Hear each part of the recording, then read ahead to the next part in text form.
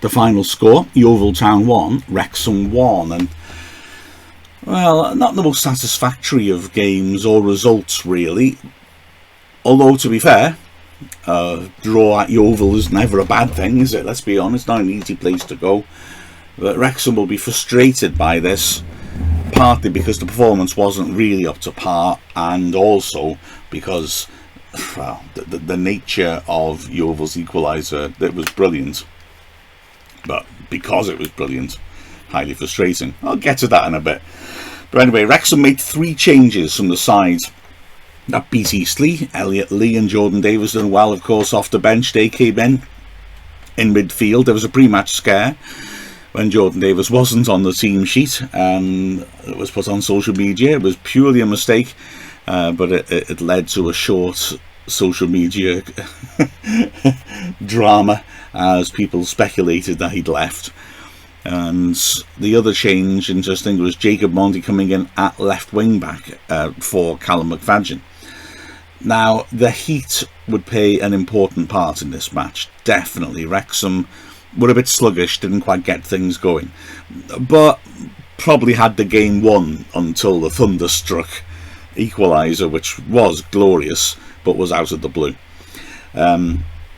Wrexham started off on making a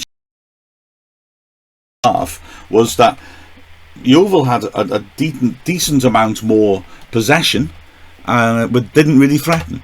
Wrexham had less, but we have got goal power now, and so coming forwards we did look more threatening, although clear-cut chances throughout the game were few and far between. There was a dangerous moment after just 3 minutes. Cleworth feeding a ball down the left-hand side, Mullen popping it off to Lee and then cutting inside. Lee did really well, driving to the goal line and then along the goal line and flicking the ball into the goal mouth with the outside of his foot. The cross is too close to the keeper, but Grant Smith dropped it, and as Mullen lunged to try and flick it past him, managed to grab it at the second attempt. A minute later, Wrexham tested again, with Ben Tozer at the back drilling a long, flat, straight ball. Sort of ball that rarely comes off, but it nearly did. Mullen running after it. Would have been one-on-one if he'd been able to bring the ball down. It was literally inches away from his reach, so a near thing.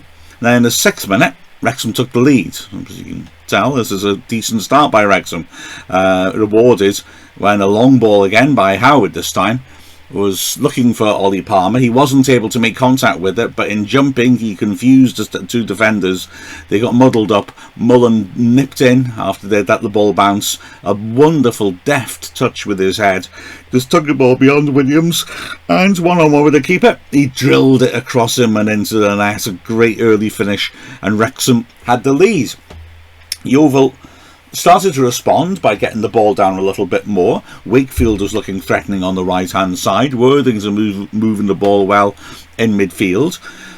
But they weren't really causing too many issues for Wrexham. In fact, Lee had another promising moment on the left, a great run as he broke down the flank, then curved back round on himself and cut back towards the edge of the area, where he scuffed the shot rather, which rolled easily to Smith.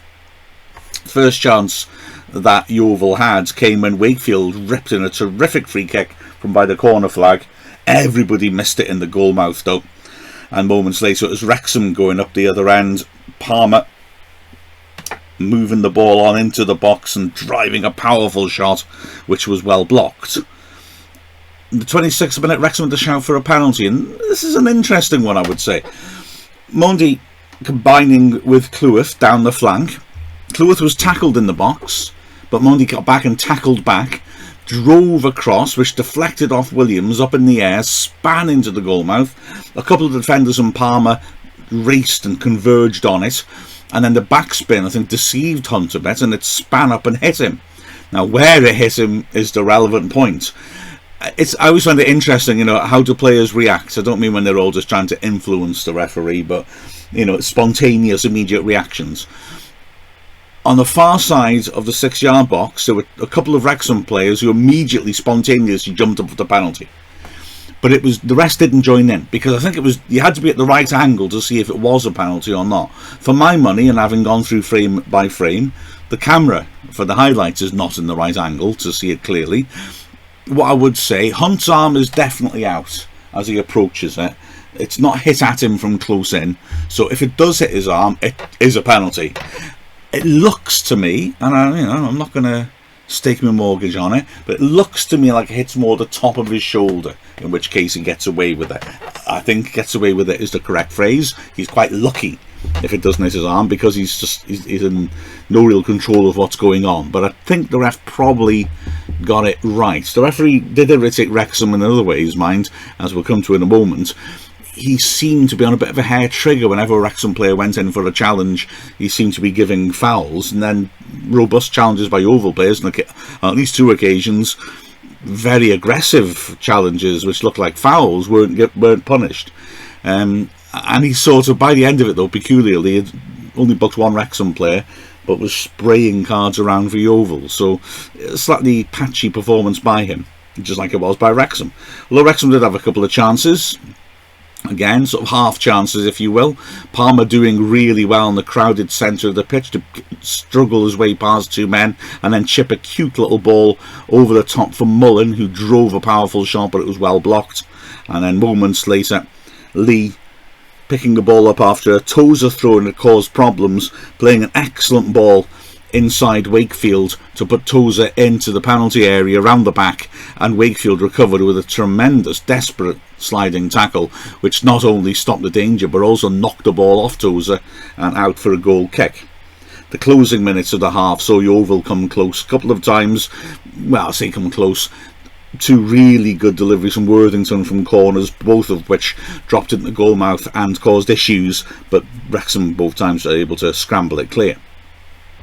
The key moments of the match came in the first 4 minutes of the second half. Like I said, this was not a fluent Wrexham performance. Wrexham weren't keeping the ball well. It was maybe revealing that after the water break in the first half, there were water breaks in both halves, Wrexham started to play with a bit more like you'd expect them to. I think maybe Parkinson had reminded them, let's get the ball down, move it about and tire them out in the heat. And for a while those well-grooved passages all started to open up and we started to move it around. That was how we should have played, but I think the heat made us sluggish and we failed to do so. We actually started the second half well, but then were made to pay as Yeovil, who previously had not really, as I said, carved out chances, suddenly had 2 big moments. Firstly, long ball over the top by Hunt. Tozer missed it in the air, and Malachi Linton, who'd been anonymous up to that point, found himself one-on-one with Howard straight through the middle. He drove his shot to Howard's right, and the Wrexham keeper did well to get down and push the ball away. However, a minute later, he had absolutely no chance. Another long ball, this time by Smith. Monday underneath it, but headed it square rather than away, straight to Linton. Linton scored an absurd goal. He's about 30 yards out, takes it on the chest, and as it drops, volleys it over Howard and inside the left-hand post. An astonishing goal, but made, I would say, from Wrexham's point of view, all the more galling by the fact that, well, I watched Linton's game last Saturday. He got subbed. He didn't have any impact on the game. And this one, apart from those 2 moments there in the space of 2 minutes, he had no impact in the game. And then he's gone and hit the best goal of his life. This was a sort of game that Wrexham didn't perform that well in, but ought to have won 1-0 because Yeovil didn't really create any more chances similar to that. And in fact, the second half, as it wore on, there were very few chances. Wrexham tried to sharpen things up a bit. Bryce Susanna came on the left for Monday, and he looked good. He looked very sharp. And also James Jones came on for Elliot Lee. He wasn't able to quite impose his energy onto the game. There was an incident with a quarter of an hour left. There'd been some rather wild tackles which had gone unpunished by Yeovil, and then Worthington went in, studs up right through Hayden. Cleworth. It was a horrible foul. Ref gave a yellow. He's very lucky not to get a red. And as the game wore on, there was one more big moment for Wrexham. 10 minutes left. The ball played back to Smith, the goalkeeper, who took an awful touch, and Ollie Palmer racing in tackled him. Both of them ended up on the floor. The ball rolled loose. Palmer got up to try and poke it into the empty net, and Smith recovered superbly to get up as well, lunge and smother as Palmer was just stretching and hitting the ball.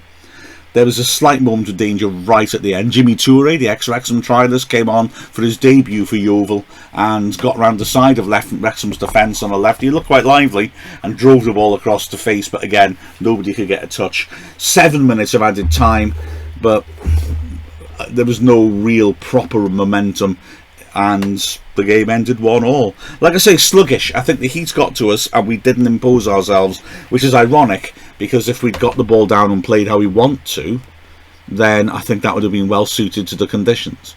Looking through the performances, Howard essentially had one save to make and made it really well. It was a great chance, the one-on-one, and he saved it well. Lowdown to his right had no chance with the goal. The centre-backs, Hayden, probably Wrexham's best defensive player. He was perfectly solid. The problems tended to come more down the other side. Hayden looked comfortable, and alongside him, Tozer, again, looked good, apart from that horrible mistake when he missed the ball through the middle, which should have given Linton a goal. On the left-hand side, Cleworth had an interesting time, because I thought he did a lot of excellent work, a lot of good interceptions. He was eye-catching, he used the ball well too, but also, as many players do, Yeovil decided to use their target man and put him onto Cleworth, Mark Fisher, and Fisher actually did win a lot of headers against Cleworth. A lot of players don't achieve that, so he will have maybe been a little bit disappointed that he wasn't able to impose himself on Fisher, and as he might have liked it done, but on the ground he was very, very good. The wing backs, Monday had a bit of an up and down debut. Like I say, his loose header led to the goal. I felt very clearly, I mean, Luke Young was talking about the new players still learning the system, that both he and Ford still haven't quite got into that role that we use the wing backs in, interacting with the centre backs. I would say about Ford, though, who had a very solid game but didn't really do anything to catch the eye, that Hayden often would go driving forwards and would decide to play an ambitious pass himself rather than invite interaction with Ford. Maybe that's partly because Ford doesn't go beyond him, but yeah, I just wondered if maybe he's not, that needs to be worked out, that relationship. Cleworth, as we know, links brilliantly with McFadden, didn't link much with Monday apart from the move that ended with the penalty shout. So a strange sort of debut for Monday. Hosanna came on, and like I said, Wakefield looked very threatening down the right hand side. He did beat Monday on occasions, although generally Monday was in control. Wakefield's got quality to put good balls in from deeper though. Hosanna came on, and Wakefield in his pocket. I was very impressed. Really did well at left wing back. In the middle, hard work for those central midfielders. Lee was in and out of the game. He showed some really exciting moments. He looked like he could create, he could open things up, but playing slightly ahead of the other two, he wasn't in the game consistently, and that was a matter of frustration for him, I think. And I think it was sensible to bring him off and put James Jones on and get a bit more energy in midfield. Young was solid, a little bit deeper than the others, and working the ball well, but wasn't able to really hurt Yeovil. I mean, for me, I think our midfield's a bit deep, bit too much distance between them and the strikers for a lot of the game. And Jordan Davis had by his standards, a bit of an off day. He just wasn't quite getting all his creative passes right. Again, wasn't really getting into those positions to endanger the opposition. Maybe a bit deeper than normal, he and Young supporting Lee. And yeah, well, it wasn't quite his day. Up front, well, maybe Mullen and Palmer should be recognised as the two best performers, in all honesty. The trouble is, they didn't get a lot to work with.